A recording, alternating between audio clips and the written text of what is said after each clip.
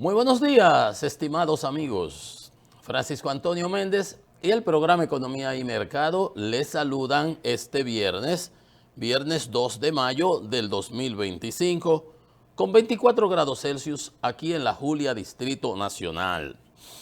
Estuvo bastante fresco el día de ayer, lluvia aquí, lluvias por acá, estuve aquí en el Cibao también, lloviendo toda la carretera.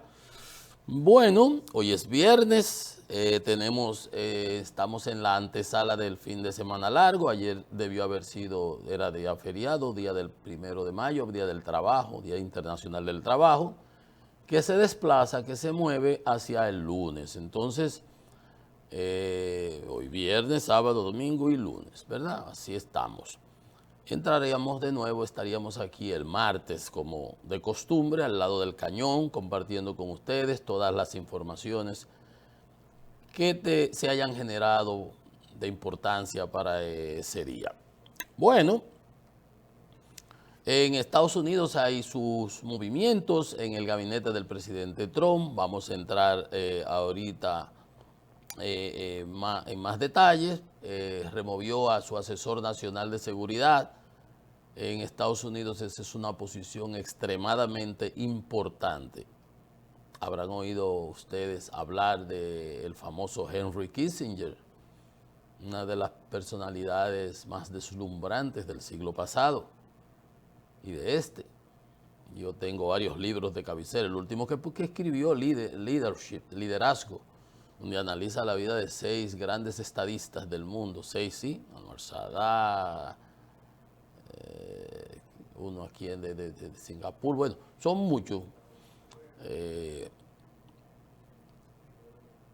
Y es una figura de un prestigio en la vida diplomática y en la historia reciente de los Estados Unidos y prácticamente de las relaciones con China, donde ahí fue donde él, pero realmente una persona muy importante. Bueno, ese fue un puesto que lo ocupó, también fue secretario de Estado y se encargó de ambas posiciones. Ahora mismo hay una parecida situación o similar situación porque está en interinato el secretario de Estado Marco Rubio. El presidente Trump decidió remover a Mike Waltz, un ex diputado de él, hombre cercano, pero tuvo un problema ahí con el asunto aquel de incluir a un periodista en una señal de Signal. Eso ya lo habíamos comentado, fue un escándalo, pero ahorita vamos a entrar en algunos detallitos más al respecto. Eso es por ahí. Siguen entonces las repercusiones del acuerdo de los minerales firmado por el gobierno de Ucrania y el gobierno norteamericano. Está en proceso de ratificación por el Parlamento ucraniano y eso lo vamos a también a analizar. Ayer hablábamos bastante de ello. He oído comentarios y cuando usted oye gente hablando de esas cosas se da cuenta que realmente no conocen las interioridades de cómo se hace un proyecto, de cómo se hace una inversión, de qué se está manejando en realidad ahí. Pero yo tengo, sabes que a veces yo uso expresiones muy coloquiales que me salen. Usted me pregunta que le digo un refrán y yo duro media hora y no le puedo decir ninguno, pero ustedes ven aquí que hablando me salen las cosas así en el transcurrir. Hay una frase, 2 frases que pudiéramos usarlas como simples y sencillas para ver si es bueno, si es malo. Usted lo verá con el cristal con que le parezca, por la relatividad que existe. Y una es aquella famosa frase que usan los investigadores en el francés que se dice cherchez la femme, investigue a la mujer, que en sentido estricto dice, ¿quién se beneficia del crimen? Mataron al esposo, había un seguro de vida, al primero que investigan es a la esposa que se va a beneficiar de ese seguro de vida. Esa es una máxima. No es que sea ella ni nada por el estilo, sino que investigue. Entonces, igual en una situación como esta, o cuando dice, están tirando de los molinos. Aquí, están tirando de los molinos. Entonces, usted sabe parece que esto le está doliendo a alguien. Entonces, si usted busca la reacción de Rusia, entonces usted de ahí analiza si es o no positivo para Ucrania. Si Rusia aplaude, si Rusia se queda tranquilo, si no, si grita como un chivo, significa que le dolió y que no estaba entre sus planes y que contaba con otra cosa. Entonces, esa es una manera muy simple de analizar ese tipo de aspectos. Pero tiene otras consideraciones que ya son más técnicas, empresariales, y hay gente que opina sin haber hecho nunca una paleterita, ni saben lo que implica hacer una paletera, de dónde saca el dinero, dónde comprar, todo ese tipo de cosas. Imagínenselo, entonces póngalo en un esquema tan complicado como una mina. Y ahorita yo voy a analizar, le voy a dar experiencia, por ejemplo, Barrigol, la que nosotros tenemos aquí, que se habla tanto, te oye gente hablando tripegüiro, que ni tienen idea de lo que pasa ahí. Entonces, ahorita vamos a conocer un poco más de eso. Y al cierre veremos cómo operaron los mercados en el día de ayer, cómo siguen en el día de hoy, el petróleo, las declaraciones que dio el Departamento de Comercio de China, que dice que ha recibido varios mensajes de los Estados Unidos para sentarse a hablar, que ellos tienen sus puertas abiertas, pero tienen que ir con sinceridad y quitando todas esas boberías que han puesto de aranceles, como ellos entienden, que se lo dijeron en una ocasión. Ustedes amarraron, ellos tienen su manera de decir las cosas, son orientales. Ustedes amarraron su campana, ustedes la desatan. O sea, ustedes arman su lío, ustedes lo resuelven. Pero yo en una ocasión le dije, cuando tú vas a negociar con alguien, cuando tú vas a entrar hasta enfrentarte, tú tienes que conocer a tu... Usted no ve los peloteros en las grandes ligas, Pedro Martínez, que dicen que se ponían a ver los videos de cómo bateaban a quiénes los bateadores, qué bola le daban, los bateadores, qué pitcher, cómo pichaba para conocerlo. Tú no te metes a un sitio a pelear con un tipo que tú no sabes qué cinturón negro en karate, pues te va a rifar. Y así pasa con este tipo de situaciones. Usted, sin conocer la idiosincrasia y la cultura de una nación, usted no puede irla a tratar a China con su poderío, con su cultura milenaria, con su fortaleza, como usted humilló a Petro, el de Colombia. Simple. Y eso tiene sus consecuencias. Pero ahorita eso vamos a entrar en más luego. Bueno, les comentaba que hay informaciones importantes que tienen que ver con nosotros. De entrada, la propuesta, la nominada embajadora, estaba en un hearing, en una audiencia en el Senado, donde le preguntan y eso, ayer jueves, la señora Leo Francis Campos, que es la que viene para acá, nominada por el presidente Trump, en su audiencia en el Senado, respondía preguntas, inquietudes, cuáles eran sus planes, es un clavo pasado. Ellas van a aprobarla porque además todos los senadores la mayoría son republicanos y ella no tiene ninguna, digamos, objeción para que no sea ratificada. Por ejemplo, en el caso del secretario de Defensa, Pete Hegseth, que todavía está ahí en el gabinete, y votan a Waltz, que lo cambian, lo van a mandar como embajador de ONU, que es una degradación, aunque J.D. Vance diga que no, se dice las cosas al contrario, siempre. Ese sí tenía problemas de alcohol, problemas con cosas sexuales, de hostigamiento y ese tipo de cosas, y todo eso lo pasaron por alto. Y en la votación en el Senado, que quedó empate porque hubo 4 republicanos que votaron en contra de su nominación, el vicepresidente J.D. Vance fue que puso 51 a 49 para que pudiera pasar. Se quedó empate y él fue que hizo el desempate, que esa es una posibilidad, esa es una característica que tiene el vicepresidente de los Estados Unidos, que es que desempata en el Senado.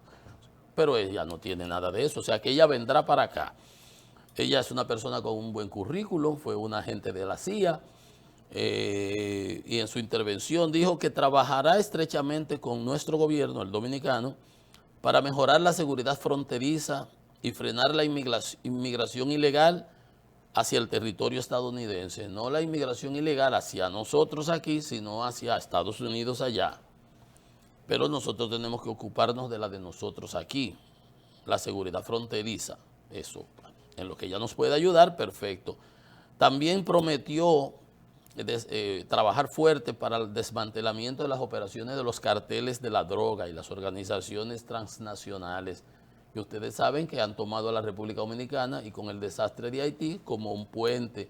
Antes éramos un puente, pero después del escándalo de las 10 toneladas, señores, aquí todo se calla y se olvida y se tapa.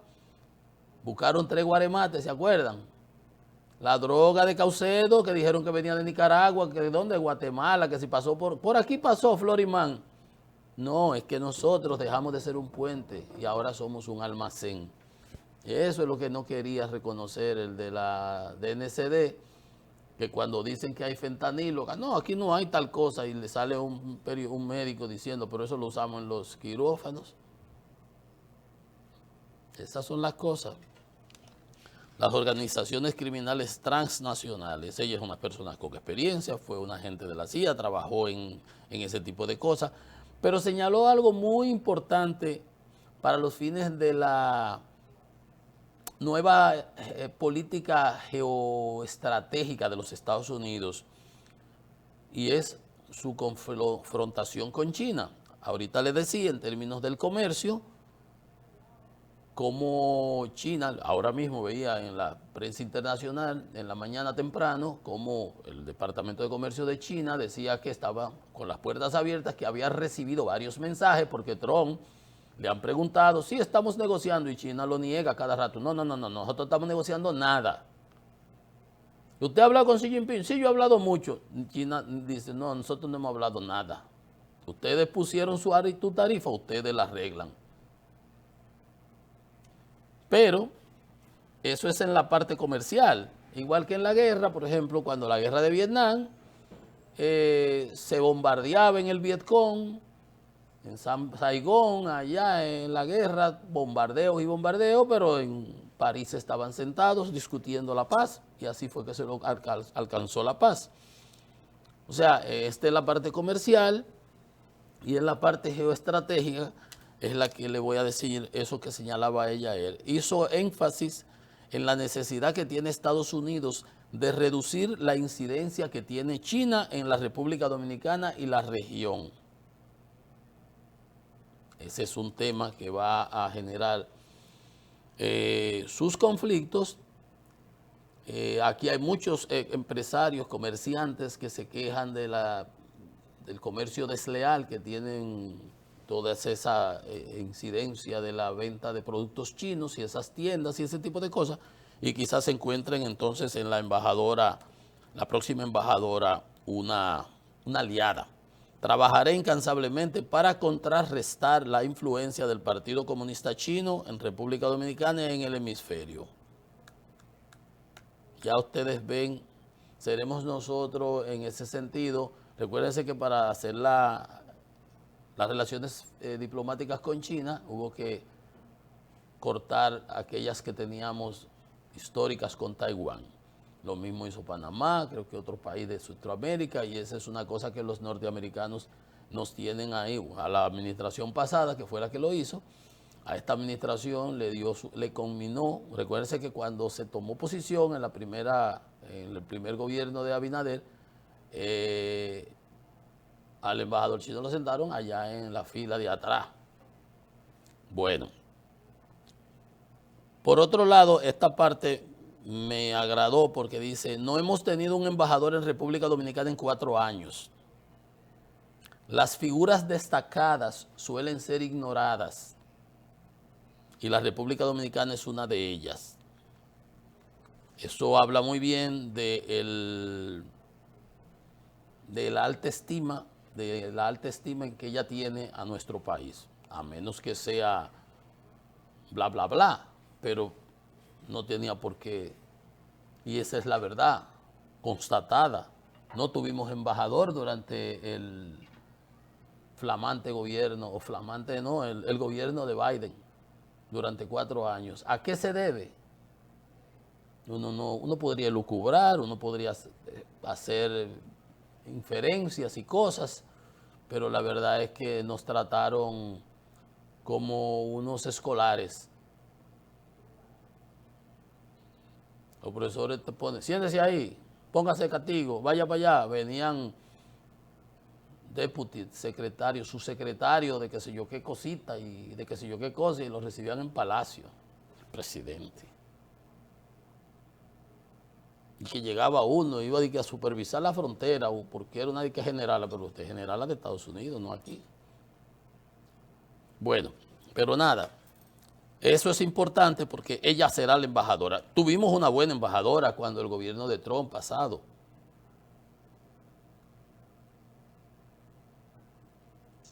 Entonces ella recalcó esta parte y es importante, y es de las incoherencias, yo lo he mencionado acá, de las incoherencias que hemos analizado con la política comercial del presidente Trump, que entre sus argumentos, sus excusas, sus pretextos, por ejemplo, para México y Canadá fue el fentanilo y China, ¿se acuerdan? Lo presionó por ahí. Después fue el déficit comercial, que el déficit era un subsidio. Erróneo, eso es mentira, eso es un disparate.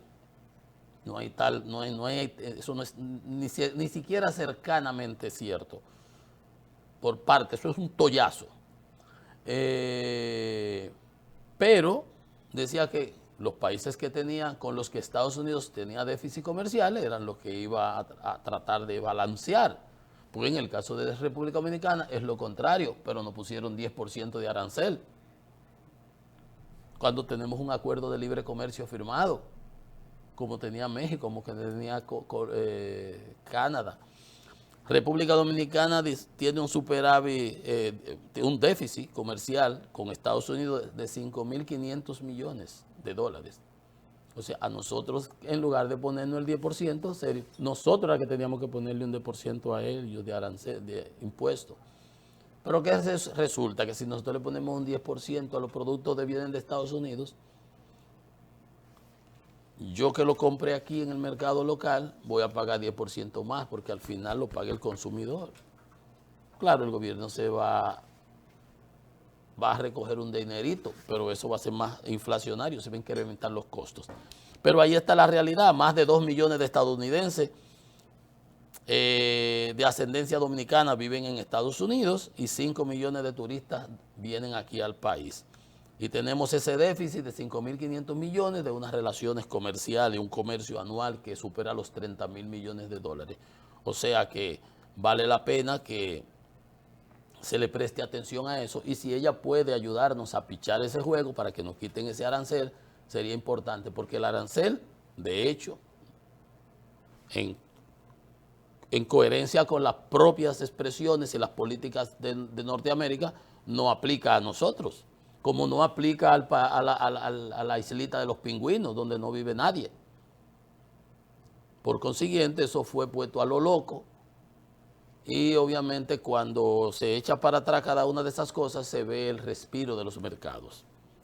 Posiblemente hoy, después de ese anuncio de China, del Departamento de Comercio de China, de que están dispuestos a abrir la puerta, que sus puertas siempre han estado abiertas, que si ellos quieren negociar, que han recibido varios mensajes de Estados Unidos, que cuando quieran negociar, perfecto, pero que tienen que ir con sinceridad y bajando eso. Pero ya dijo Trump ayer en el gabinete que ellos están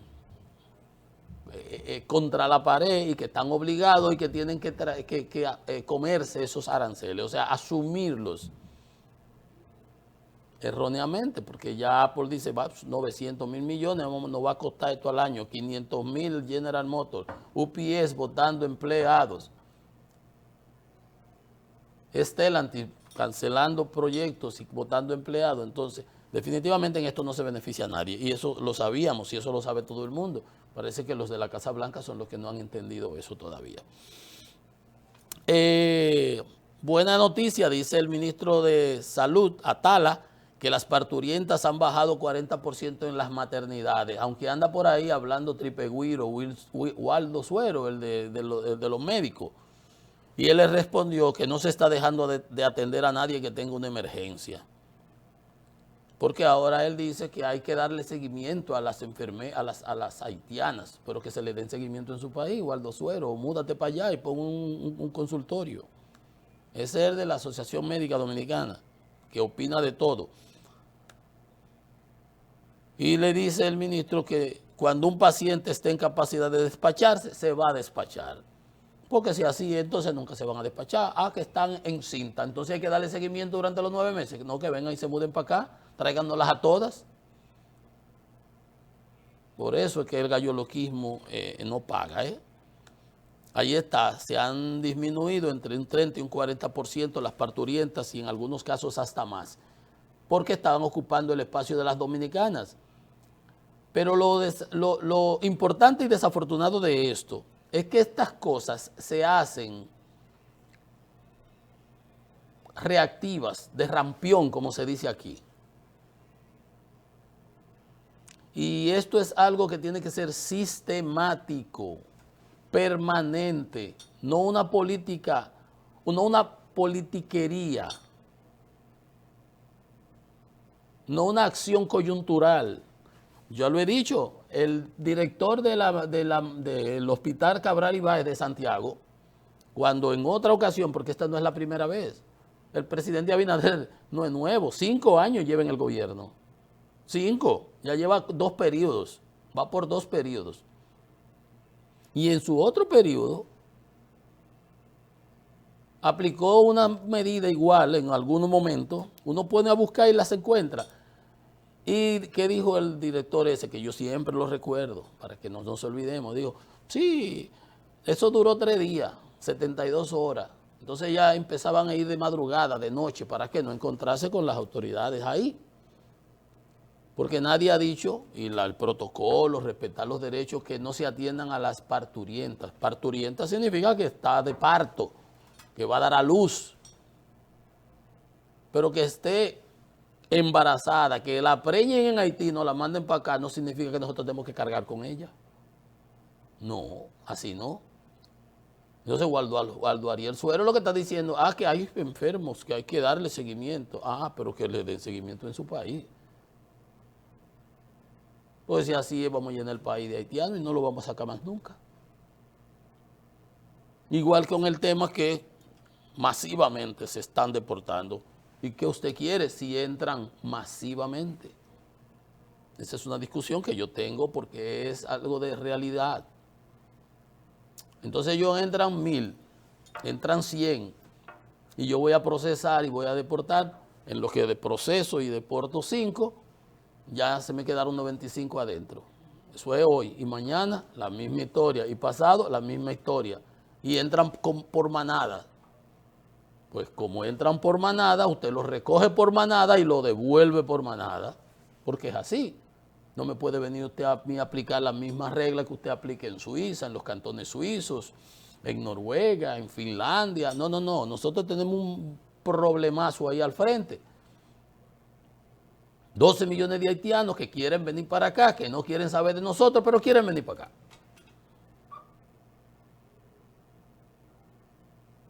Y nosotros no podemos permitirlo.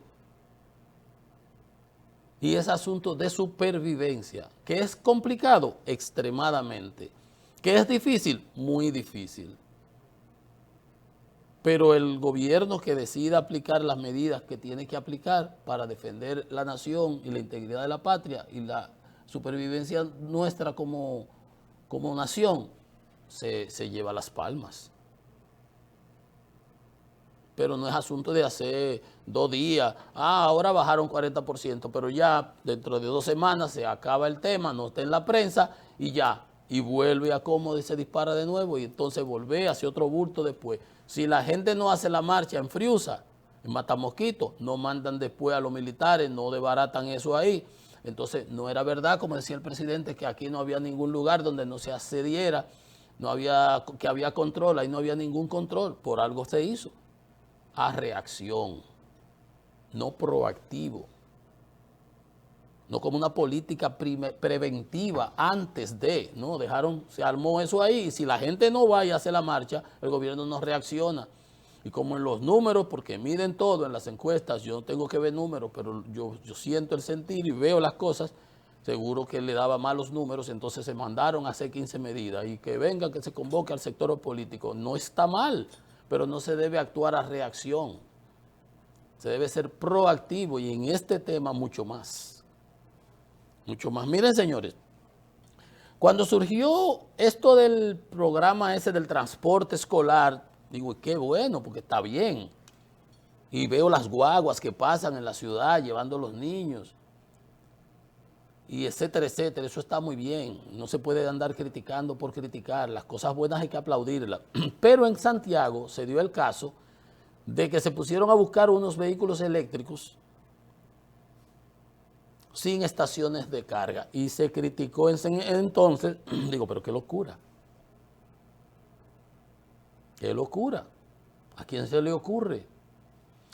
Ahora, donde las pocas estaciones de carga donde se iban a cargar los autobuses, la empresa prohíben al ministerio usar sus estaciones para cargar los autobuses eléctricos. Pero de eso se denunció hace como 6 meses. Digo yo 6 meses, yo estoy diciendo un número, yo no me acuerdo, hace mucho. Pero mírenlo aquí, ahora mismo, debido al tamaño de los vehículos, no permiten que entren las instalaciones ajenas además. Usted no puede depender del otro, porque el que anda con ropa ajena lo encueran en la calle, como dicen aquí. Pero ¿a quién se le ocurre comprar vehículos eléctricos en la moda? Está muy bonito todo. Mírenlo ahí. Ahora dice el señor director regional que la institución ha comenzado a la instalación de cargadores propios. Pero yo digo que hace como 6 meses, antes del año escolar, y ya el año se está acabando, estamos en mayo. Se denunció eso.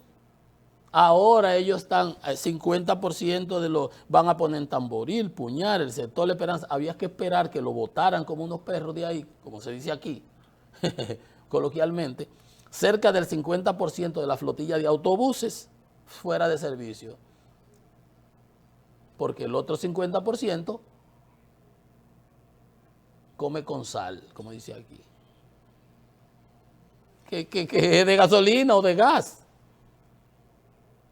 ¿A quién se le ocurre andar inventando, loqueando? Mírenlo ahí. Ahora están los pobres muchachitos que no tienen transporte. Bueno, andan como andaban antes, buscándose la montado atrás, en la colomotor, caminando 700 kilómetros, que una vez se llevaron ahí unas pobres niñas por aquí, por la circunvalación, por lo Alcarrizo, un camión atropelló y mató a unas hermanitas, ¿se acuerdan? Y a cada rato pasaba una cosa, por aquí, por Atomayor, otro... O sea, ¿por qué? Está bien, el programa está muy bien y hay que aplaudirlo. Pero habrá que ver, si usted se pone a hurgar, ¿quién se benefició?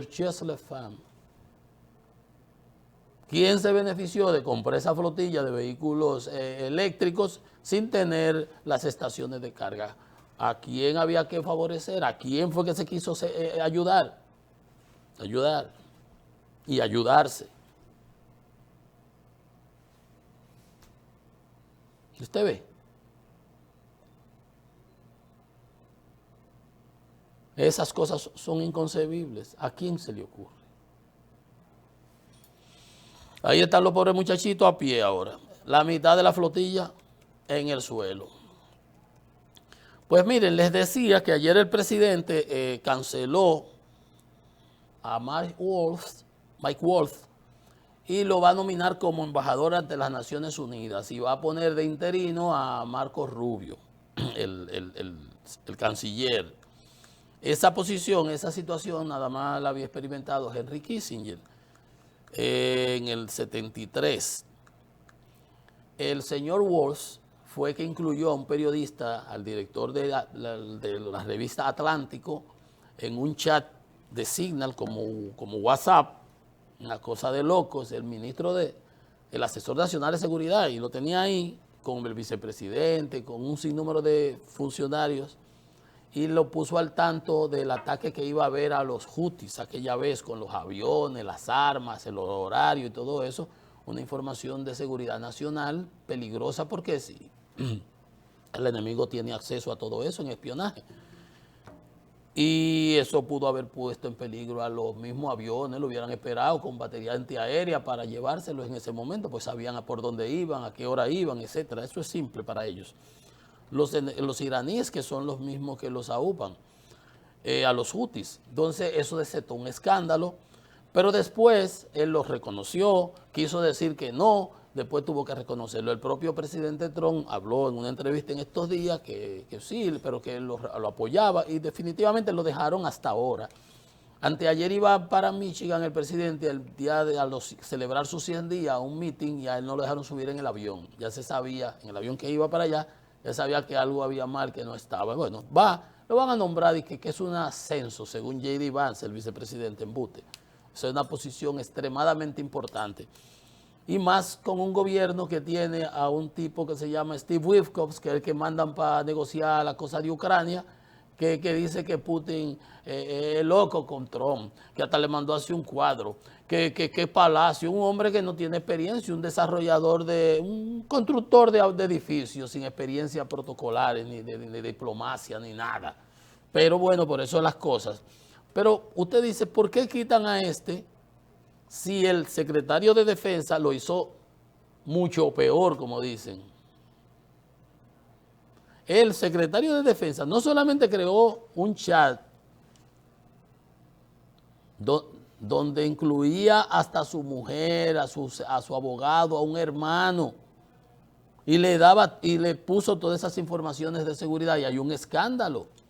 Esa misma cosa, sobre esa misma situación del ataque a los hutis, que fue el que mandó la información, y en ese grupo que lo había creado Mike Wall estaba el periodista Jeffrey Goldberg, que publicó entonces aquello y se armó el desastre aquel. Entonces quitan aquel, pero a este lo siguen dejando ahí. Por eso usted ve que en la administración del presidente Trump hay como como grupos en la parte de política exterior. Por ejemplo, en el caso de Ucrania, usted vio que tienen al general Kellogg, no ha vuelto, al que mandan es a Witkoff a negociar con Trump.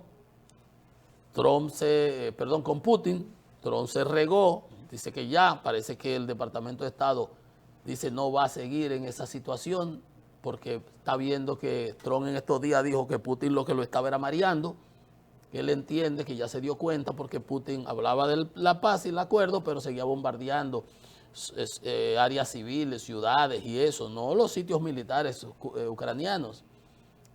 Y entonces parece ser que ese grupito ya ha perdido, digamos, la fuerza por la realidad de que Putin, un tipo con toda la experiencia del mundo, de lo que se los ha estado metiendo en un bolsillo.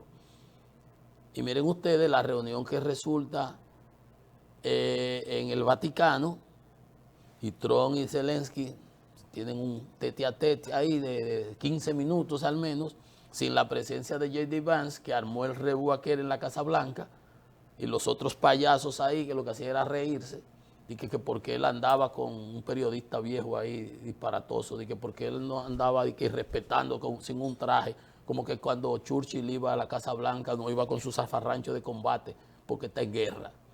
Además, ¿qué le importa a usted cómo él ande? Allá él fue con un traje de gala a donde el Papa, con un chaleco negro.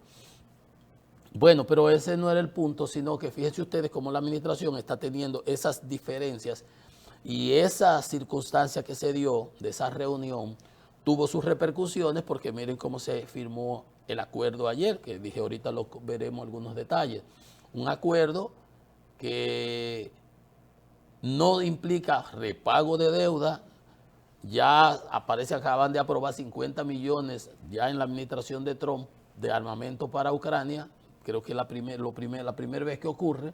Recuérdense que aquella vez, después del lío, les cortaron hasta la información de inteligencia y los suministros, y se aprovechó Putin de eso.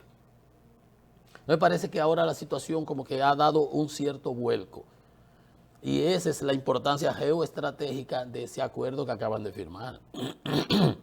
Hay gente que lo ve, yo no lo veo mal, porque ¿de dónde va a tener? Eso es el fondo de reconstrucción para reinversión en la construcción de Ucrania, que necesitará más de 500.000 millones de dólares para poder reconstruir todo lo que las bombas rusas han destruido. Entonces yo no nada más veo ahí ganancia para Ucrania y que le consigan los armamentos que necesita para defenderse de esta agresión. Y la aceptación en el mismo documento de lo que no se hizo cuando se votó en el Consejo de Seguridad de Naciones Unidas. ¿Se acuerdan? Estados Unidos no quiso y presentó otra moción donde no hablaba de invasión ni anexión. Ahora se habla en este acuerdo y se acepta tácitamente. Y nada de pago de deuda, es a futuro y es reinversión de dinero. Y eso se tomará por lo menos 10 años y durante 10 años. Y para desarrollar una mina, eso no es cosa de 5 ni 3 años, eso toma mucho más tiempo. Pero así las cosas, así está la situación. Ahora cuando retornemos en la parte económica veremos cómo se manejaron los mercados, cuáles son las expectativas que hay comerciales más puntuales. Vamos a hacer una pausa. Esto es Economía y Mercado.